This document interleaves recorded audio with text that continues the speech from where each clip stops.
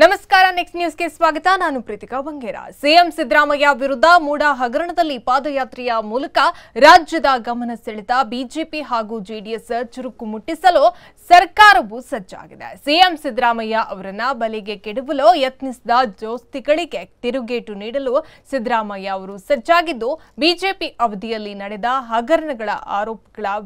ತನಿಖೆಗೆ ವೇಗ ನೀಡಲು ನಿರ್ಧಾರವನ್ನ ಮಾಡಲಾಗಿದೆ ಈ ಮೂಲಕ ವಿರೋಧ ಪಕ್ಷಗಳ ಬಾಣಕ್ಕೆ ಗುರಾಣಿಯಾಗಿ ಈ ಹಗರಣವನ್ನು ಬಳಕೆ ಮಾಡುವುದು ತಂತ್ರಗಾರಿಕೆಯಾಗಿದೆ ಅದರಲ್ಲೂ ಮಾಜಿ ಸಿಎಂ ಬಿಎಸ್ ಯಡಿಯೂರಪ್ಪ ವಿರುದ್ಧ ಫೋಕ್ಸೋ ಪ್ರಕರಣವು ಕಾಂಗ್ರೆಸ್ ಸರ್ಕಾರದ ಪಾಲಿಗೆ ಬ್ರಹ್ಮಾಸ್ತ್ರವಾಗಿದೆ ಬಿಜೆಪಿ ಸರ್ಕಾರದ ಅವಧಿಯಲ್ಲಿ ಕೋವಿಡ್-19 ಕಿಟ್ ಹಗರಣ ಬಿಟ್ಕಾಯಿನ್ ಹಗರಣ 40% ಕಮಿಷನ್ ಆರೋಪಗಳನ್ನು ಅಂದಿನ ವಿರೋಧ ಪಕ್ಷ ಕಾಂಗ್ರೆಸ್ ಮಾಡಿತ್ತು ರಾಜಕೀಯವಾಗಿ ಇದು ಬಿಜೆಪಿ ಪಾಲಿಗೆ ದೊಡ್ಡ ಮಟ್ಟದ ಹಿನ್ನಡೆಯಾಗಿ ಕಾರಣವಾಗಿತ್ತು ಅದರಲ್ಲೂ ಚುನಾವಣೆಯಲ್ಲಿ ಹೀನಾಯವಾಗಿ ಸೋಲನ್ನ ಅನುಭವಿಸಂತೆ ಮಾಡಿತ್ತು ಅಂದು ವಿರೋಧ ಪಕ್ಷದಲ್ಲಿದ್ದ ಕಾಂಗ್ರೆಸ್ ತಾನು ಅಧಿಕಾರಕ್ಕೆ ಬಂದರೆ ಬಿಜೆಪಿ ಸರ್ಕಾರದ ಹಗರಣಗಳನ್ನು ತನಿಖೆಗೆ ನೀಡಿ ಕ್ರಮ ಕೈಗೊಳ್ಳಲಾಗುವುದು ಎಂದು ಭರವಸೆಯನ್ನ ಕೂಡ ನೀಡಿತ್ತು 136 ಸ್ಥಾನಗಳ ಬಲದಿಂದ ಅಧಿಕಾರಕ್ಕೆ ಬಂದ ಕಾಂಗ್ರೆಸ್ ಸರ್ಕಾರ ರಚನೆ ಮಾಡಿದ ಬಳಿಕ ಬಿಜೆಪಿ ಹಗರಣಗಳನ್ನು ತನಿಖೆಗೆ ನೀಡಿದೆ